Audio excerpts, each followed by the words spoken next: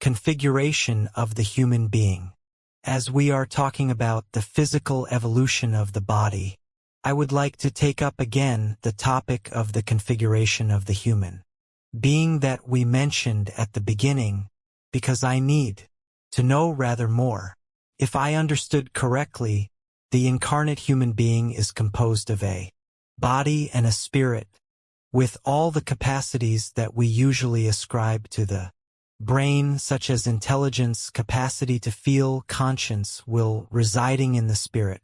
Is this correct? Actually, it is a bit more complicated than that.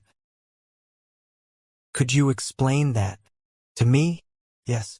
If you recall, when we talked about the essence and structure of the universe, we talked about the existence of 4 different states of condensation of vital essence or spiritual principle, which constituted the spiritual, mental, astral, and physical universes. The human being also participates in each one of these essences. In fact, an incarnate human being is composed of 4 interconnected bodies.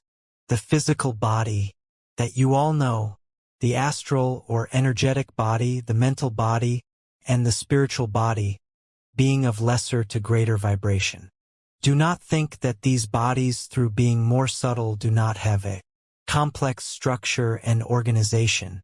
What is the nature of those bodies?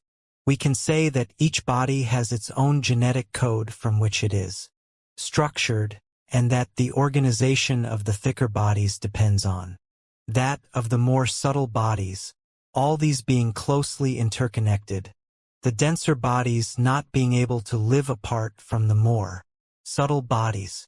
I don't understand what you mean.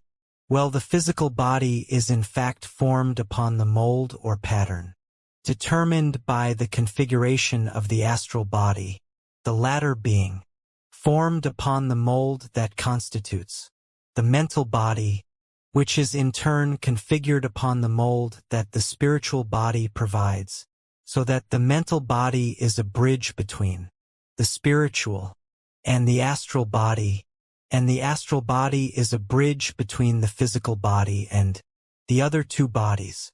When death occurs, what actually happens is that one of those 4 bodies, the physical body, finally separates from the rest and, on losing its life-giving support, decomposes. But the human being continues to live on with the 3 more subtle bodies. And what is the astral body? The astral body is a body whose appearance is similar to that of the human body, but is of a luminous and semi-transparent appearance.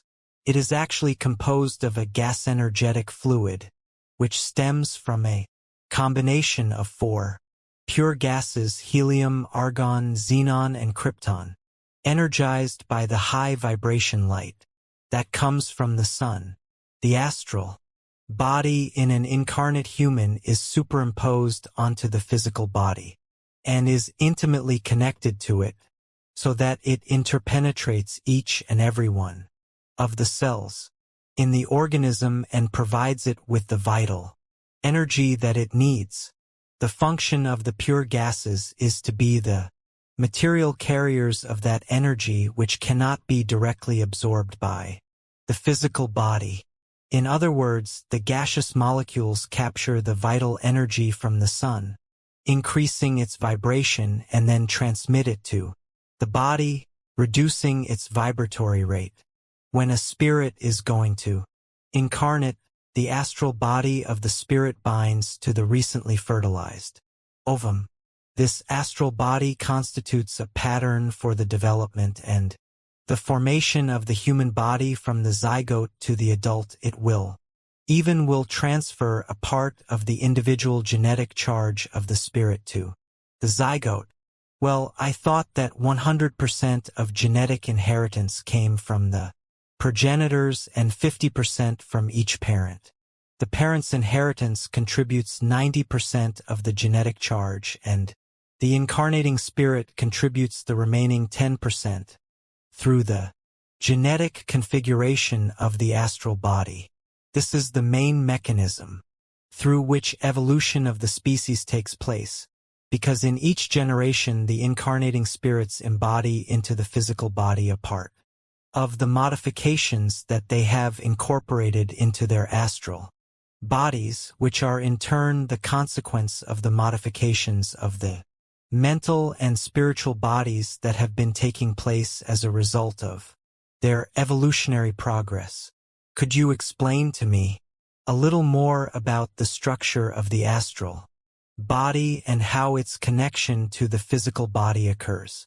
Yes, the astral body is structured into 7 layers, each one vibrating on a different frequency range, and that is why each one is associated with a different color and with different functions of the physical body.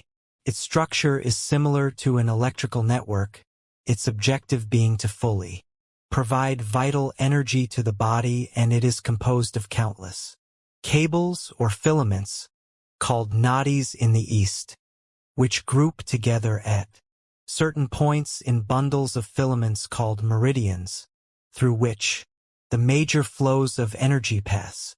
There are 7 main energy centers, which Oriental medicine calls chakras, located along the spinal column.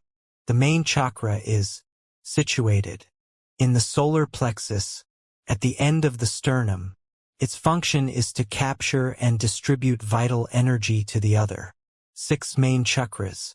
Each one of them represents the connection of each layer of the astral body with the physical body.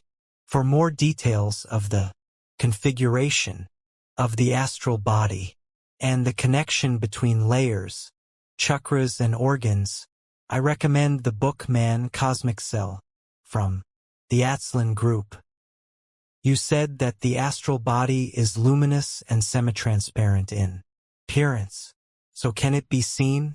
With proper training you can see the energy of the astral body that protrudes from the physical body, which is commonly known as the aura. There are people who have naturally developed this capacity. When the being is detached from the physical body, we can appreciate that, in its entirety, it really does resemble a human body, but is luminous and semi-transparent in appearance. This is what is normally seen when people say that they have seen a loved one who has recently died. The aura can also be detected and its oscillations measured by means of certain devices. For further information on this topic, I recommend the books by Barbara and Brennan, Dr. in atmospheric physics, who worked for NASA as a researcher. She is one of the researchers who began to scientifically prove to your world the existence of the astral body, which she calls the human energy field. Is it true that the evolutionary level of a person can be determined by the colors of the aura? Yes. The more advanced beings have a broader and brighter aura. Beings who act against the law of love have a dull aura. In other words, the colors are opaque and cloudy, each color being mixed with black. Emotional depression and illness also diminish the brightness of the aura. And what is the mental body and the spiritual body? I won't go into detail regarding the configuration of these bodies now, because it would confuse you. The most important thing is that the mental body is the seat of thought, whereas the spiritual body is the seat of conscience, will, and feeling. Later on we will delve deeper into the development of feelings and the relationships established between thoughts and feelings, as they are the key to the process of spiritual evolution.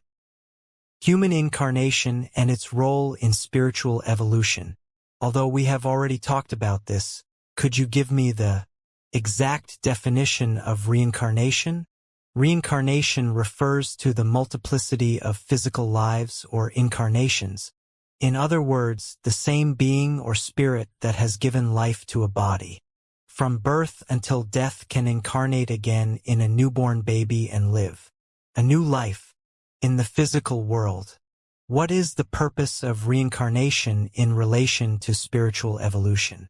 Spiritual training resembles the training that takes place in school.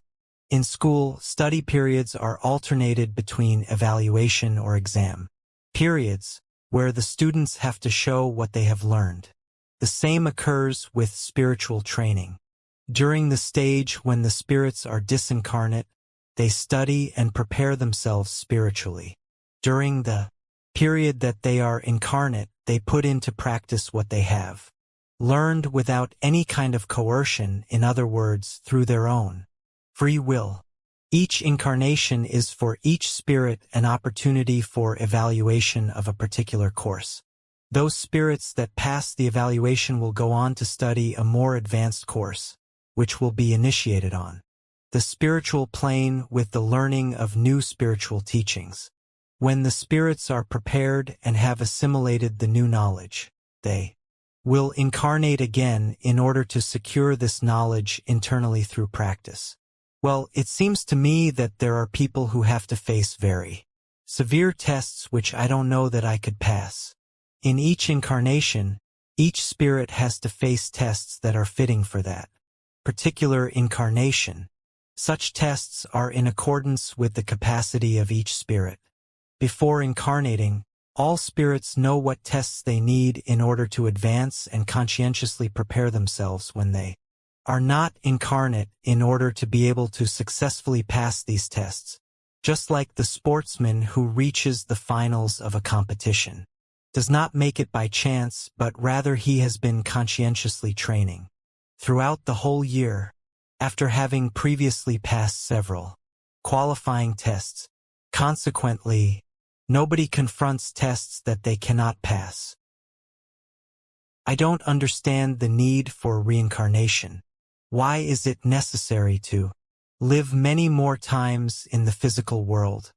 Do the students complete their training in one single course? Although they may have learned a lot in one course, there will always be something that they haven't yet been able to learn, and that requires more time. The spirits in evolution are also students and also need more than one course, in other words, more than one life to learn everything they need and want to learn. But couldn't you live here only once and then pass on to another plane of existence and continue evolving there without needing to go back to Earth? You could, but just as it would be such a waste to throw away a dress after only wearing it once, it would be an underuse of the material world if we were to only use it once. A mere 100 years maximum that one of your physical lives can last, when it has taken thousands of millions of years to form one planet and to develop suitable conditions to sustain life. It is a question of optimizing resources. Do you have schools for only 1 year? In your world, a student spends at least 6 years in the same school without having to change schools. For example, children will stay at primary school from the age of 5 to 11 years old. Only after finishing primary school education will they change schools to go on to secondary education. It is the same with a spirit in training. Your planet is like a primary school where primary school spirits come to learn. When those spirits have learned everything which that school, or rather that world, can teach them, then they are ready to attend another school where they will receive a higher level education.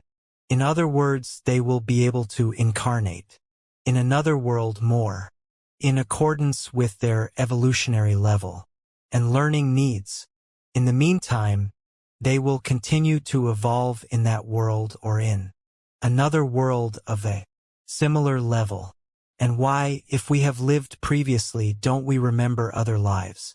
It is a need of the spirit in your current evolutionary state. Why do we need to forget that supposed past of other lives? It's necessary for you to concentrate on the objectives of your present life without your own memories or other people's, which would prevent the spirit from acting with its own free will, so that its conduct is not conditioned by acts from the past. This seems to contradict the law of progressive evolution, because if the spirit cannot remember the lessons learnt in previous lives, Isn't that like having to start again from scratch each time? Precise memories are forgotten, but not what you have learned. Spiritually, this is retained in the spiritual memory of the spirit, although not in the physical memory which does start again from scratch in each incarnation. I will give you an everyday example so that you understand. Imagine a class with some students that are starting their first computer training course. At the beginning of the course, a computer is given to each student so that they can practice and save all the exercises and documents of the course in the computer memory. By the end of the course, the students will have learned a series of aspects of computing. In the next course, they will change class and computer. They will be assigned a new computer with the memory at 0 and with a greater processing capacity and memory, so that they can make use of all of this capacity to increase their knowledge. Even though the students were not able to transfer the documents and exercises from the memory of the first computer onto the second computer, they will not forget everything they have learned about computing.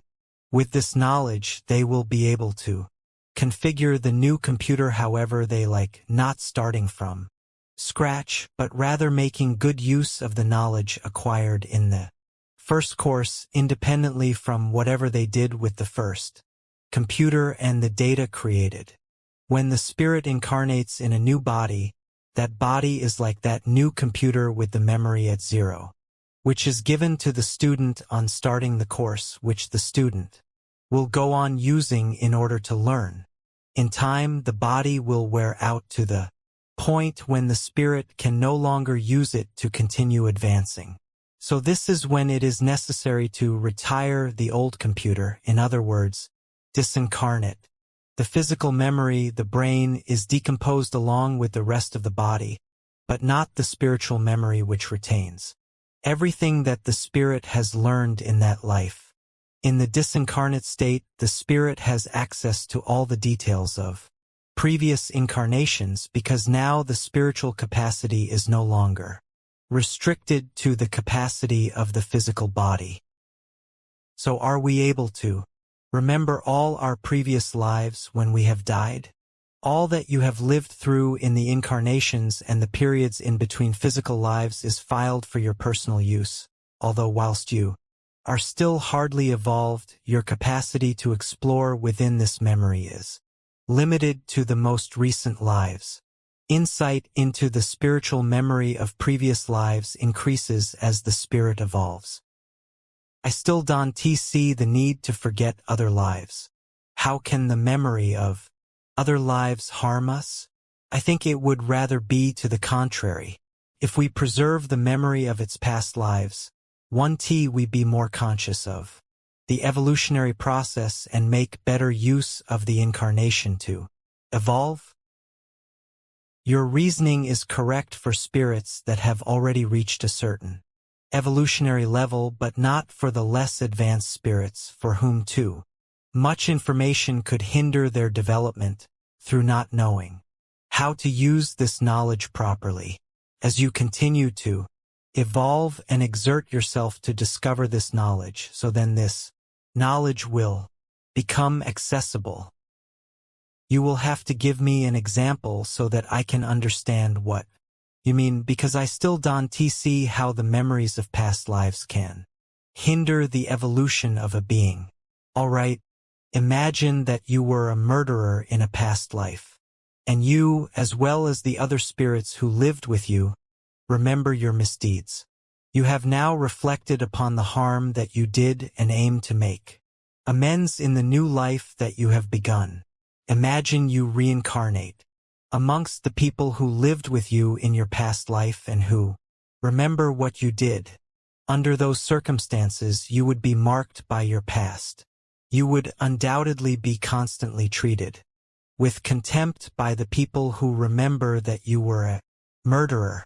Most of them would not yet be sufficiently advanced spiritually to understand that we have all made mistakes in the past, and that we all need countless opportunities in order to reform. There may be some people who would want to get even with you and take revenge for unsettled matters in the past. Likewise, under the pressure of that environment, you might torture yourself emotionally or even worse, take revenge on those oppressing you and start committing criminal activities again.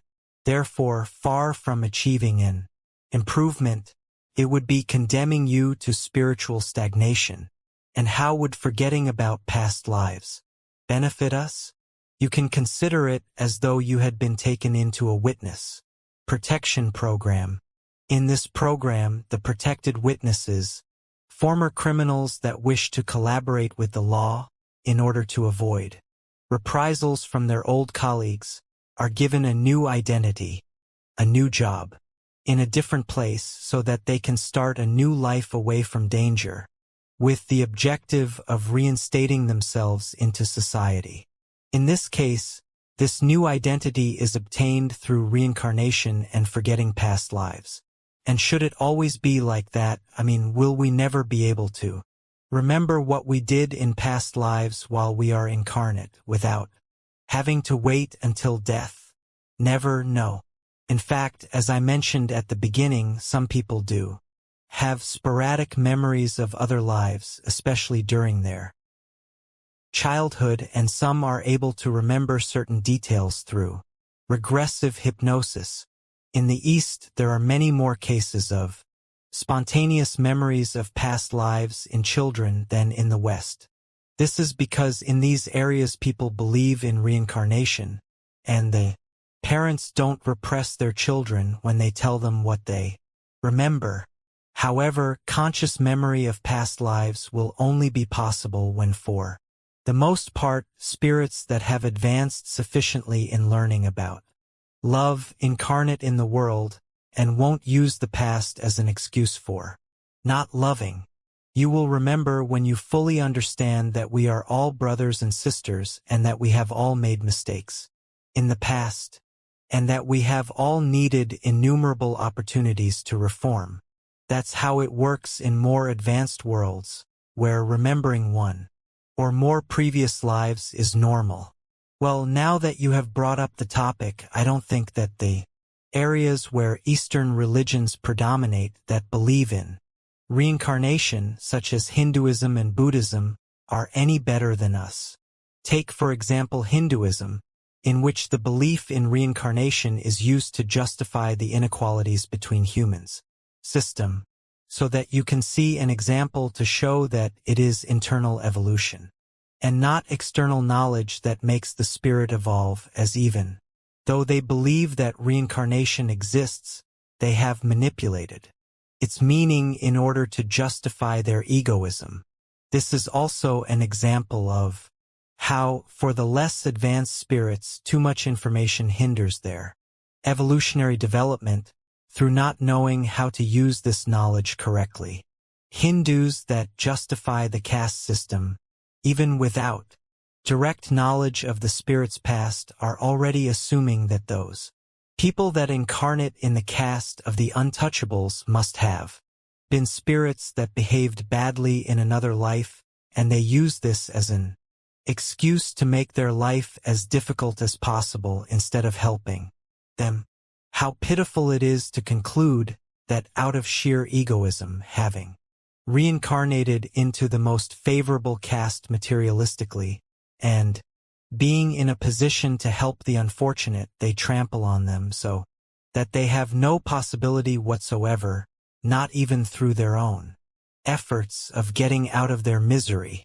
In this way, those who considered themselves to be superior through having been born under more fortunate circumstances materialistically expose themselves to incarnating in a situation of extreme poverty like the untouchables in their next incarnation, so that they feel in the flesh what extreme poverty, racism, and lack of comprehension are.